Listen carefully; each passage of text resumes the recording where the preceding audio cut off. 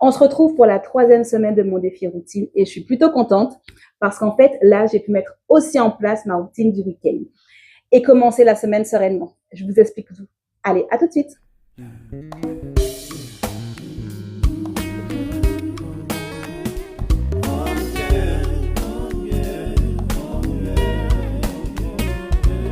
Bon, cette vidéo sera très rapide parce que je suis hyper pressée et je tenais à vous filmer cette vidéo aujourd'hui. La semaine dernière, j'étais en déplacement et là, tout à l'heure, dans 5 minutes, je vais devoir y aller. Donc, j'espère que la vidéo sera structurée et que je serai claire et surtout que je ne vais pas parler trop vite. Coucou tout le monde, j'espère que vous allez bien. Ici Mademoiselle Café et bienvenue sur ma chaîne. Aujourd'hui, on se retrouve pour la 3e semaine de mon défi, une routine de Mademoiselle Café. Alors, qu'est-ce que j'ai réussi cette semaine?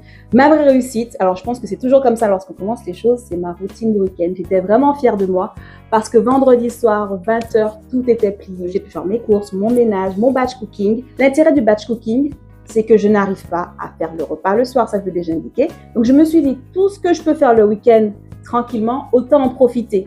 En plus, j'ai un super cahier, je vous en avais déjà parlé il y a quelques années, je pense, qui me permet d'avoir des recettes faciles à faire et bonnes de saison pour mon repas du midi.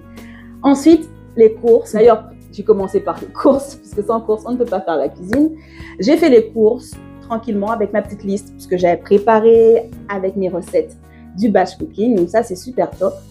Et je me suis aussi fait le luxe de me passer une bonne matinée à me balader, comme je disais, prendre soin de moi. Donc, j'étais chez l'esthéticienne, j'ai été refaire mes ongles. Donc, vraiment un pur bonheur pour moi.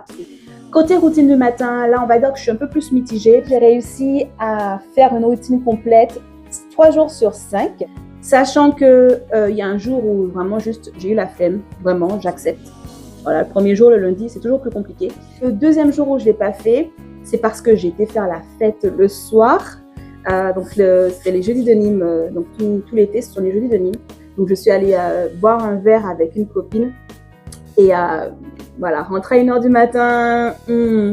J'ai quand même pu arriver à l'heure au travail. Non, je ne suis même pas arrivée à l'heure. Je suis arrivée en retard ce jour-là au travail. Mais voilà, j'accepte et mon cœur reste ouvert.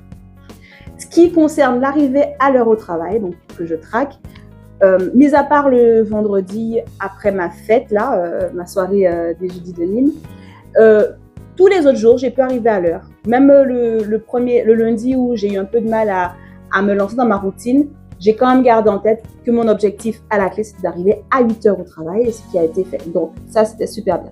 Comme vous l'aurez compris, le tracker, je continue à le garder. Vraiment, c'est un outil qui est formidable et qui donne ce petit boost qu'on a en down. Donc ça, c'est vraiment une super chose que je n'ai pas envie d'arriver. Ce qui reste à améliorer, clairement, c'est ma routine du soir qui n'est absolument pas au point. Je fais des progrès comme ce que je disais la semaine dernière. Je sors de ma voiture, je ne reste pas 10 ans à comater dans ma voiture sur mon téléphone, mais je reste 10 ans à comater sur mon canapé. C'est vrai que j'ai une grosse baisse d'énergie quand je rentre. Alors ça a toujours été le cas, hein, dès petite. Passé 19h, je sombre. Je me dis, il faut que j'accepte aussi de faire les choses doucement, tranquillement et de ne pas me mettre la pression et de compenser là où je peux compenser.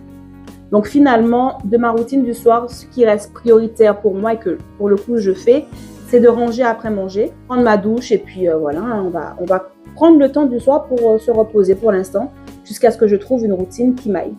Ce que je retiens de cette 3e semaine, c'est que les choses, elles avancent. Ma routine du matin commence à être prête dans mon quotidien, donc ça, c'est bien. Ce que j'ai appris aussi, c'est concernant la routine du week-end, c'est que quand j'ai de l'énergie, je peux faire les choses tranquillement, sans pression et que j'arrive au bout. Pour déculpabiliser, je vais juste garder en tête, notamment pour la routine du soir, que ce n'est qu'une question d'énergie et que je dois apprendre à dealer avec ça. Ce que je m'engage à faire pour la semaine prochaine. Donc travailler sur ma routine du soir, mais faire une routine minimaliste où je puisse me reposer tranquillement, juste affiner les petits détails pour le lendemain. Ensuite, me focaliser sur une activité physique simple. Je vous avais parlé d'un exercice d'assouplissement du dos que j'ai commencé à faire, mais je vous en parlerai pour la prochaine vidéo. Je pense que ce sera plus structuré. Je m'engage aussi à continuer à noter dans mon tracker d'habitude pour voir mon évolution, pour continuer à garder ce petit boost-là et ce regard vers le passé aussi, qui me permet de voir que je j'avance dans mon évolution et dans l'établissement de cette routine. Voilà, en conclusion, je dirais que cette 3e semaine m'a permis de me rendre compte que je pouvais quand même installer mes routines, celle du matin qui commence vraiment à s'ancrer, même si il y a encore des petites choses à affiner. Ensuite, la routine du week-end, c'est une routine que j'avais plus ou moins commencée et que j'avais un peu délaissée. Et là, je vois vraiment les bienfaits de cette routine. Donc, à poursuivre pour la 4e semaine. Ce qui reste à améliorer, clairement, c'est la routine du soir. Et là encore, je me dis, il faut que j'accepte que je ne sois pas du soir, tout simplement, et que je mette aussi en place un départ fixe de mon travail en me disant que 18 heures, ça pouvait être une heure correcte pour partir et que je me force à toujours partir à cette heure-ci pour justement garder un petit peu d'énergie et être moins épuisée après ma journée. Dans l'ensemble, il y a encore du travail. Hein. Je pars de tellement loin que je vois bien que je progresse petit à petit, mais c'est quand même encourageant. Et surtout, je commence à me rendre compte qu'il faut que j'apprenne à m'écouter, à ne pas être frustrée lorsque je n'y arrive pas. Voilà, c'est tout pour moi. J'espère que cette vidéo vous aura plu. Je vous fais plein de gros bisous et je vous dis à très vite pour une prochaine vidéo. Bye bye!